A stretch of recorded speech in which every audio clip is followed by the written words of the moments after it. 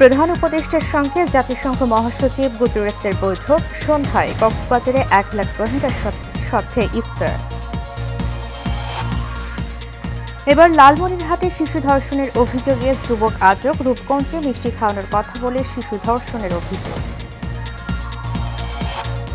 ফের অস্থির চালের বাজার। সংকট কাটেনি বোতলজাত সয়াবিন তেলের। সিন্ডিকেটকে দুষছেন ক্রেতারা। এবং ঈদ যাত্রায় অনলাইনে ট্রেনের আগাম টিকিট বিক্রি শুরু। আজ দেয়া হচ্ছে 24 মার্চের টিকিট।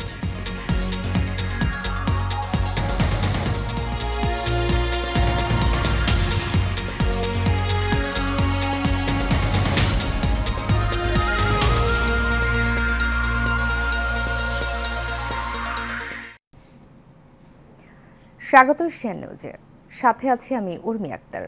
এতক্ষণ শুনছিলেন বিআরবি কেবল ইন্ডাস্ট্রিজ লিমিটেড সংবাদ শিরোনাম। এবারে চলে যাব পুরো খবরে। রোহিঙ্গা ক্যাম্প পরিদর্শনে কক্সবাজারের পথে জাতিসংঘ মহাসচিব অ্যান্টনিও গুতেরেস, তার সাথে প্রধান উপদেষ্টা ডক্টর মোহাম্মদ ইউনূসও রয়েছেন। সন্ধ্যায় উখিয়ায় প্রায় 1 লাখ রোহিঙ্গার সঙ্গে ইফতারে যোগ দেবেন অ্যান্টনিও গুতেরেস। এর আগে সকালে প্রধান উপদেষ্টার সাথে বৈঠক করেন জাতিসংঘ মহাসচিব। পরে পরিদর্শক বইয়ে স্বাক্ষর করেন গুতেরেস। সকাল 9টায় রাজধানীর ইন্টারকন্টিনেন্টালের পররাষ্ট্র উপদেষ্টা তৌহিদ হোসেনের সঙ্গে দ্বিপাক্ষিক বৈঠক করেন জাতিসংঘের মহাসচিব অ্যান্টনিও গুতেরেস।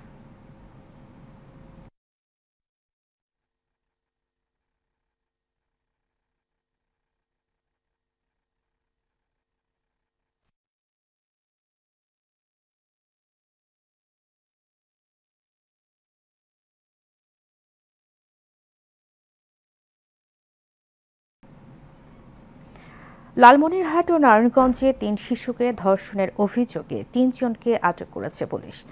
হাতীবান্ধা উপজেলার দোয়ানি পিত্তিভাটা গ্রামে ধর্ষণের ঘটনার পর স্থানীয়রা অভিযুক্ত জহুরুল মোল্লা সাগরকে আটক করে পুলিশে সোপর্দ করেছে। আক্রান্ত শিশুটিকে উদ্ধার করে হাসপাতালে পাঠানো হয়েছে। এদিকে নারায়ণগঞ্জের রূপগঞ্জ উপজেলার তারাপো পৌরসভায় মিষ্টি খাওয়ানোর প্রলোভন দেখিয়ে 7 বছরের এক শিশুকে ধর্ষণের অভিযোগ উঠেছে। শিশুটিকে উদ্ধার করে ঢাকা মেডিকেল কলেজ হাসপাতালে ভর্তি করা হয়েছে। এদিকে নারায়ণগঞ্জের সোনারগাঁও কাজপুরে 5 বছর বয়সী শিশুকে ধর্ষণের চেষ্টাকালে মনসুর আলী নামে একজনকে আটক করে পুলিশ।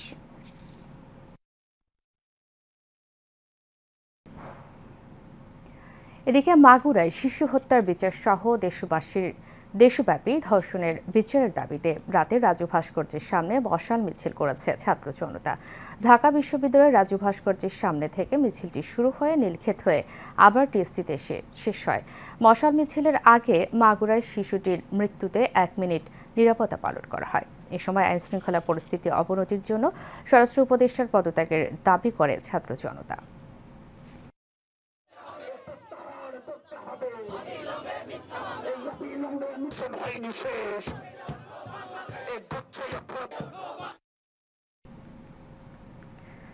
বাজারে কোনোভাবেই যেন কমছে না চালের দাম। 1 সপ্তাহের ব্যবধানে বস্তায় বেড়েছে 150 থেকে 200 টাকা। এদিকে বেশ কয়েকদিন ধরে নাগালের মধ্যে থাকা কিছু সবজির দামও বাড়ছে পাল্লা দিয়ে। তেলের দাম স্বাভাবিক থাকলেও সংকট কাটেনি এখনো। কাসর আহমেদের রিপোর্টে থাকছে বিস্তারিত। অন্যান্য বছরের তুলনায় এবারে রমজানে নিত্যপণ্যের বাজার কিছুটা স্বাভাবিক থাকলেও হঠাৎ করেই বাড়তে থাকে চালের দাম। সুনির্দিষ্ট কোনো কারণ না থাকলেও কেন দাম বাড়ছে এটি নিয়ে ক্রেতাদের পাশাপাশি ক্ষুব্ধ খুচরা বিক্রেতারাও। মোজাম্মেল মিনিকেট আগে কিনতাম আমরা 2050 টাকা 25 কেজি, আর এই চাল পরশু দিন আমি আনছি 2300 টাকা পাইকারি, 2300, 4600 টাকা বস্তা পরে 50 কেজি 4600 টাকা। কয় টাকা বেচবো কাস্টমার কাছে? কাস্টমার তাইলে দাম চাইলে ঘুরে জায়গা দৌড়ে। তবে ভোজ্য তেলের কিছুটা সংকট থাকলেও স্বাভাবিক রয়েছে অন্যান্য পণ্যের দাম। বেড়েছে লেবু, বেগুন, শসার দাম। আপনার লেবুর দাম হাই দাম, বড় লেবু 120 টাকা আলি, লম্বা বেগুনি বানা যায় এগুলা আপনার 120 টাকা কেজি। তারপর বড় তাল বেগুনও 120। অন্যান্য মাল দাম ফুলকপি, পাতাকপি এগুলা দাম কম। দাম টাম বাড়ে নাই, যা শুনছিলাম তা তো হইতেছে না, দেখতেছি না। কারণ শুনছিলাম কোম্পানিরা রেট বাড়াইব, সরকার বাড়াইতেছে না, এই জন্য তারা সিন্ডিকেট করিয়া বইয়া রয়েছে। কিন্তু এখন তো কিছুটা পাইতেছি, যেমন 10 কার্টনের জায়গায় 4 কার্টন পাই। ক্রেতাদের অভিযোগ সরকারের নজরদারির অভাবেই সুবিধা নিচ্ছে একটি মহল। স্থিতিশীল থাকলে আর কি আমাদের জন্য একটু ভালো হয়, যারা মধ্যবিত্ত আছে নিম্নবিত্ত আছে তাদের জন্য একটু ভালো হয়, ঈদের মাঝে একটু দামটা যদি একটু স্থিতিশীল থাকে। তেলের বাজার তো ঊর্ধ্বগতি, চাল তো ডেলি বাড়ছে। বাজার নিয়ন্ত্রণে সংশ্লিষ্ট সবাইকে সরকারকে সহযোগিতা করার আহ্বান সবার। কাউসার আহমেদ, এশিয়ান টেলিভিশন, ঢাকা। দর্শক, বাজার পরিস্থিতির আরো খবর জানাতে সাভার থেকে আমাদের সাথে সরাসরি যুক্ত হচ্ছেন আমাদের সহকর্মী জহিরুল ইসলাম খান লিটন। লিটন, আমাকে শুনতে পাচ্ছেন? লিটন, ছুটির দিনে বাজার পরিস্থিতি কেমন দেখছেন আমাদেরকে জানাবেন। উর্মি, আপনি জানেন যে এখন কিন্তু শীত চলছে। শীতের পরেও আমরা দেখেছি যে প্রতিনিয়ত বাজারে যে নিত্য প্রয়োজনীয় দ্রব্য যা রয়েছে এগুলো সব কিছু কিন্তু মোটামুটি কিছু কিছু দ্রব্য ছাড়া বাকি সমস্ত দ্রব্যের দাম কিন্তু শিথিল রয়েছে। যেমন কিছু কিছু দ্রব্যের দাম বেশি রয়েছে, সেই ক্ষেত্রে রয়েছে আজকের বাজারে বেগুন কিন্তু বিক্রি হচ্ছে 100 টাকা কেজি দরে, এবং যেটি লাম্বা বেগুন সেটি 100 টাকা কেজি দরে বিক্রি হলেও যে গোল বেগুন যেটি রয়েছে সেটি বিক্রি হচ্ছে কিন্তু 60 টাকা কেজি, এবং শশা বিক্রি হচ্ছে 80 টাকা কেজি দরে, যেটি দেশি শশা, এবং যেটি হাইব্রিড শশা সেটি বিক্রি হচ্ছে কিন্তু 60 টাকা কেজি দরে। লেবুর দামও বাড়তি রয়েছে। লেবু আজকে বাজারে বিক্রি হচ্ছে কিন্তু 60 থেকে 80 টাকা হালি, এবং করলা বিক্রি হচ্ছে 80 টাকা, পটল বিক্রি হচ্ছে 100 থেকে 110 টাকা, ভেন্ডি বিক্রি হচ্ছে 120 টাকা কেজি দরে, এবং ব্রয়লার মুরগির দাম কিন্তু আজকে বিক্রি হচ্ছে 190 টাকা, এবং সোনালী মুরগি বিক্রি হচ্ছে 270 টাকা। সোনালী মুরগির দাম অবশ্য গত সপ্তাহ থেকে 10 টাকা কমেছে। আজকের বাজারে কিন্তু কই মাছ বিক্রি হচ্ছে, চাষি কই যেটি রয়েছে সেটি বিক্রি হচ্ছে 250 টাকা, এবং শোল মাছ বিক্রি হচ্ছে 400 টাকা, চিংড়ি মাছ বিক্রি হচ্ছে 800 টাকা কেজি দরে বিক্রি হচ্ছে, এবং যে এখন যে ইলিশ মাছটি দেখতে পাচ্ছেন এই ইলিশ মাছটি 400 থেকে 450 গ্রামের ইলিশ, এটি বিক্রি হচ্ছে 1000 টাকা কেজি দরে, এবং পাশেই রয়েছে ছোট ছোট ইলিশ যেটি রয়েছে এটি কিন্তু 450 টাকা কেজি দরে বিক্রি হচ্ছে। এবং আজকের আমরা যদি বলি তাহলে কিন্তু চালের বাজারের কথা যদি বলি, চালের দাম কিন্তু বাড়তি রয়েছে। আজকের বাজারে মিনিকেট চাল যেটি ছিল সেটি গত সপ্তাহে যে চালটা 80 টাকা কেজি দরে বিক্রি হচ্ছে আজকে কিন্তু বিক্রি হচ্ছে 85 টাকা কেজি দরে, তথা আজকের বাজারে কিন্তু মিনিকেট চালের দাম 5 টাকা কেজি বেশিতে বিক্রি হচ্ছে। পাশাপাশি আমি যদি একটু বলি তাহলে আজকে আমরা যেমনটি দেখেছি যে বাজারে যে পরিস্থিতি রয়েছে তাতে করে কিন্তু মোটামুটি সবজির বাজার শিথিল রয়েছে। পাশাপাশি একটু যদি আপনাকে তেলের বাজারটা সবচেয়ে অস্থির রয়েছে, যে বাজারটি এখন পর্যন্ত কিন্তু নিয়ন্ত্রিত করা যায়নি। যে বাজারে আজকে কিন্তু বোতলজাত যে সয়াবিন রয়েছে সেটি 1 কেজি 2 কেজি সয়াবিন একেবারেই বাজারে নেই। 5 কেজি সয়াবিন কিছুটা পাওয়া যাচ্ছে, সেটাও কিন্তু শর্ত সাপেক্ষে পাওয়া যাচ্ছে বলেই আমাদের জানিয়েছেন এখানে যে তেল বিক্রেতা যারা রয়েছে এবং দোকানি যারা রয়েছে তারা কিন্তু আমাদের জানিয়েছে। এবং এই মাছ বাজার নিয়ে কিন্তু আমাদের ক্রেতারা বলছেন যে দাম যদি এই রমজান মাসে আরেকটু শিথিল থাকতো তাহলে ভালো হতো। পাশাপাশি বিক্রেতারা বলছেন যে মাছ এই মুহূর্তে মাছের একটু কমতি রয়েছে, কমতি থাকার কারণে মাছ কিন্তু শিথিল করতে পারতেছে না, এমনটি কিন্তু আমাদের জানিয়েছেন বিক্রেতারা। তাই এই ছিল আমার কাছে সাভারের বাজার থেকে এখনকার মতো সর্বশেষ পরিস্থিতি।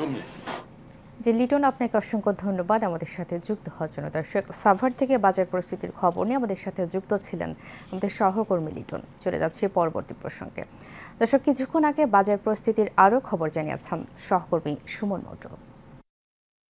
আপনি যেমনটি বলছিলেন যে রমজানের যে বাজার পরিস্থিতির কথা যদি বলি তাহলে কিন্তু এইবার কিন্তু আসলে গাইবান্ধায় যে বাজার পরিস্থিতি সেটি যে অন্যান্য যে সবজির বাজার থেকে যে নিত্যপণ্য বাজার এগুলো কিন্তু মোটামুটি স্বস্তির খবর রয়েছে। তবে আসলে আমরা রমজানের শুরুর আগ থেকে যে বিষয়টি রয়েছে যে সয়াবিন তেলের বিষয়টি, এটি কিন্তু আসলে বাজার কিন্তু আসলে যে এটা অস্থিতিশীল পর্যায়ে রয়েছে। এবং আমি ক্রেতা বিক্রেতা উভয়ের সঙ্গে কথা বলেছি, যেমন আমাকে বিক্রেতারা কিন্তু এটি যে ডিলারদের দোষকে জানিয়েছে। আমি একটু ডিলার পর্যায়ে একজনের সঙ্গে কথা বলতে চাই, দোকানদার পর্যায়ে একটু কথা বলতে চাই যে এই যে দামটা কেন বেশি হয় এবং সয়াবিন তেল বিক্রি করতে পারছেন না কেন? বাড়ছে মানে এই যে এই সয়াবিন তেল নেওয়ার জন্য অর্ডার দেই, কিন্তু আমরা বলতে পারে চাল নিতে হবে 10 কেজি, তারপরে মরিচি গুঁড়ো নিতে 10 কেজি, আটা নিতে হবে, তারপর তেল আপনাদের দেবো আমরা, তাছাড়া তেল হবে না।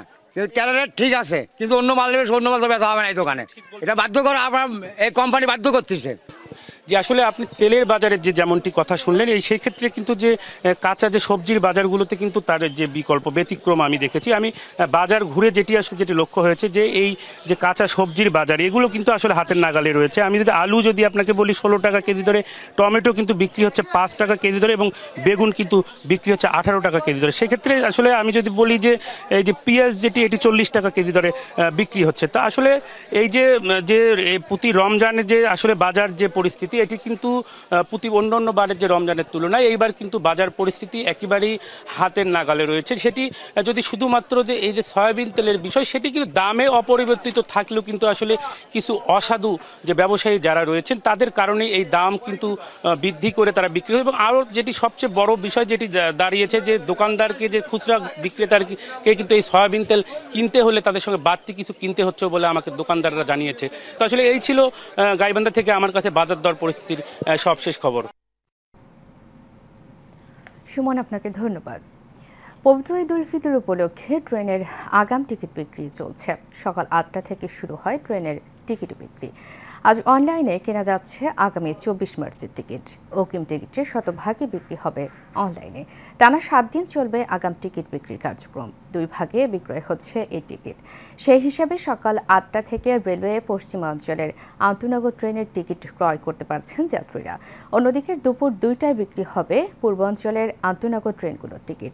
রেলওয়ে কর্তৃপক্ষ জানিয়েছে চাঁদ দেখার উপর ভিত্তি করে 31 মার্চ 1 ও 2 এপ্রিলের টিকিট বিক্রি করা হতে পারে।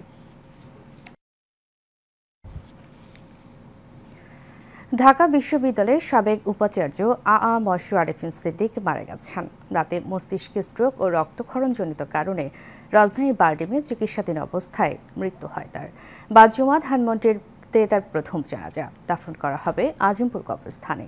গেল কয়েকদিন হাসপাতালে লাইফ সাপোর্টে ছিলেন ডক্টর আরেফিন সিদ্দিক। অধ্যাপক আরেফিন সিদ্দিক ইব্রাহিম কার্ডিয়াক হাসপাতালের নিউরোসার্জন অধ্যাপক নজরুল ইসলামের তত্ত্বাবধানে চিকিৎসাধীন ছিলেন। গেল 6 মার্চ ঢাকা ক্লাবে দাঁড়িয়ে কথা বলার সময় হঠাৎ পড়ে যান তিনি। এরপর তাকে ইব্রাহিম কার্ডিয়াক হাসপাতালে নিয়ে যাওয়া হয়।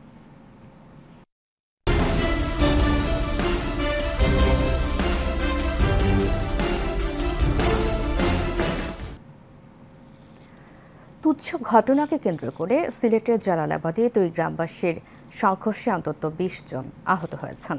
এর মধ্যে গুরুতর আহত 8 জনকে সিলেট ওসমানী মেডিকেল কলেজ হাসপাতালে ভর্তি করা হয়েছে। গেল রাত 12টায় জালালাবাদ থানার নাজিরের গাঁও এবং নয়া খুররম খোলা গ্রামের লোকজন মসজিদের মাইকে ঘোষণা দিয়ে সংঘর্ষে জড়িয়ে পড়েন। প্রায় ঘণ্টাব্যাপী চলা এই সংঘর্ষে সিলেট সুনামগঞ্জ সড়কে যান চলাচল বন্ধ হয়ে যায়। পরে পুলিশ ও সেনাবাহিনী পরিস্থিতি নিয়ন্ত্রণে আনে।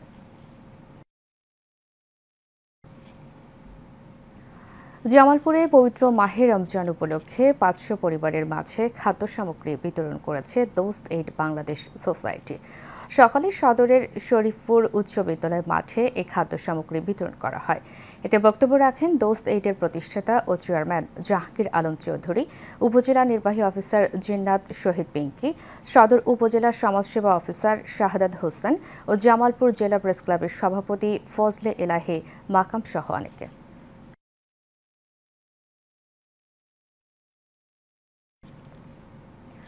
বগুড়ায় আস্থা ফিড ইন্ডাস্ট্রিজ লিমিটেডের উদ্যোগে দোয়া ও ইফতার মাহফিল হয়েছে। এতে উপস্থিত ছিলেন আস্থা ফিড ইন্ডাস্ট্রিজের ব্যবস্থাপনা পরিচালক গিয়াস উদ্দিন খান, পরিচালক Salauddin, chief marketing officer Nurul Morshed Khan, senior GM ডাক্তার মোহাম্মদ মাহবুবুল আলম, জিএম শহীদ কবির, ডিজিএম ডাক্তার জাহাঙ্গীর আলম, বগুড়া রিজিয়নের সিনিয়র ম্যানেজার মোহাম্মদ নজরুল ইসলাম ও প্রাণী সম্পদ কর্মকর্তা নাসরিন সুলতানা সহ অনেকে।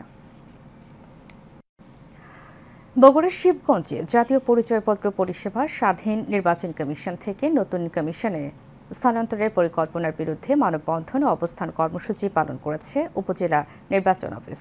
উপজেলা নির্বাচন অফিসের সামনে বাংলাদেশ নির্বাচন কমিশন অফিসার্স অ্যাসোসিয়েশনের আয়োজনে মানববন্ধন ও অবস্থান কর্মসূচি পালন করা হয়।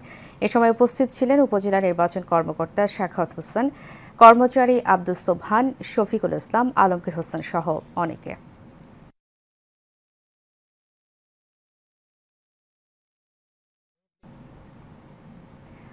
ঝরে পড়া শুকনো কাঁঠাল পাতার ঠোঙা ও থালা তৈরি করে জীবিকা নির্বাহ করছেন নারীরা। সংসারে সচ্ছলতা ফেরাতে নারায়ণগঞ্জের রূপগঞ্জে এমন কর্মে যুক্ত টেকনোয়াদ্দা, ইছাপুর, কুমারটেক সহ 5 গ্রামের প্রায় 3 শতাধিক দরিদ্র পরিবার।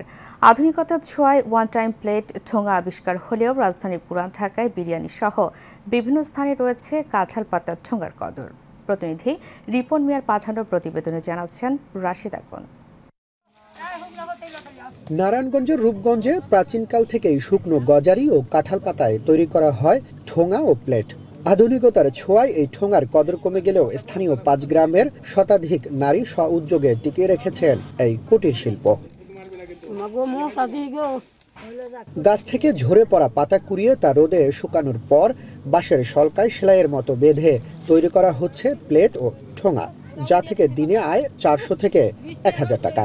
আমরা সকালে উঠে এই পাতা পুরাই নি, জরা পাতা আইনা পরে আমরা বাঁশের হলা তৈরি করি, চটি বানাই 3 পাতা দিয়া, তারপরে 7টা পাতা থেকে বের বানাইয়া তারপর আমরা এটা দিয়া একটা ঠোঙা তৈরি করি, কইরা তারপরে এটা পাইকারের কাছে বিক্রি করি। অনেক চাহিদা ছিল, বানায় তুলাইতে 300টা 1000 টাকা আমরা বানাইছি। পূর্বে এমন আমার মায়েরা দাদিরা বানাই দিত, মানে সেই চলটা আমরা ধরে রাখছি। এই মাধ্যটা করোনা হয়েছে পরেরটা, এখন বইটা চলে না, যে আমরা কম বানাই, অনেক বন্ধ হয়ে গেছে, নাইলে কিন্তু আগে যে গজারি মনে যাইতাম। নারীদের নিপুণ যত্নে তৈরি হওয়া এসব ঠোঙা কিনে নিয়ে যান পাইকাররা, যা বিক্রি হচ্ছে পুরান ঢাকা সহ দেশের বিভিন্ন স্থানে। এটা তৈরির দেশে চাহিদা অনেক বেশি, এটা ঢাকা অনেক চাহিদা আছে, কিন্তু এই চাহিদা তারা বানায়। আমাদের বাণিজ্য মেলায় যদি অন্যান্য কুটির শিল্পের স্টল থাকে, কিন্তু এই কুটির শিল্পের জন্য যদি একটা স্টল থাকে তাদের সুবিধা একটু বেশি। আধুনিকতার ছোঁয়ায় হারিয়ে যেতে বসা এই শিল্প টিকিয়ে রাখতে সরকারি উদ্যোগ নেওয়ার দাবি উদ্যোক্তাদের। Rashed Akon, Asian television.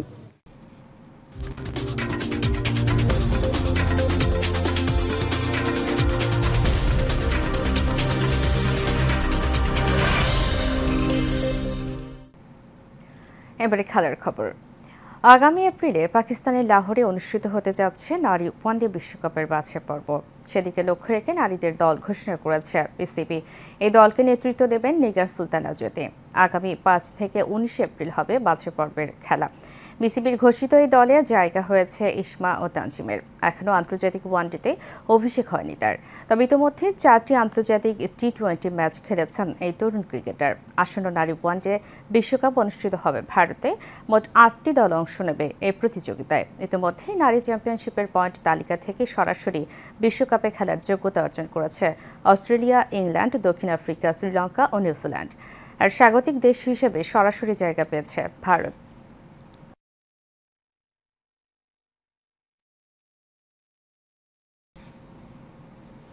শেষ করব এশিয়ান নিউজ। তারিখে বিআরবি কেবল ইন্ডাস্ট্রিজ লিমিটেড সংবাদ শিরোনামগুলো জানাবো আরও একবার।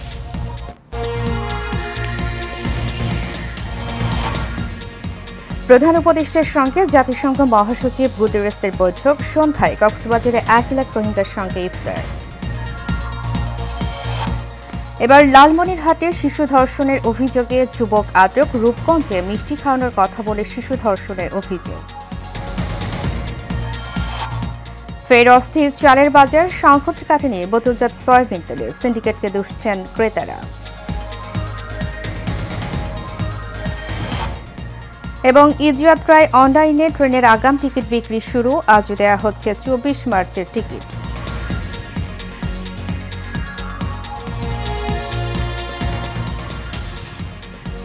এশিয়ান নিউজ এ পর্যন্তই। পরবর্তী সংবাদ দেখার আমন্ত্রণ জানিয়ে শেষ করছি। ধন্যবাদ সবাইকে।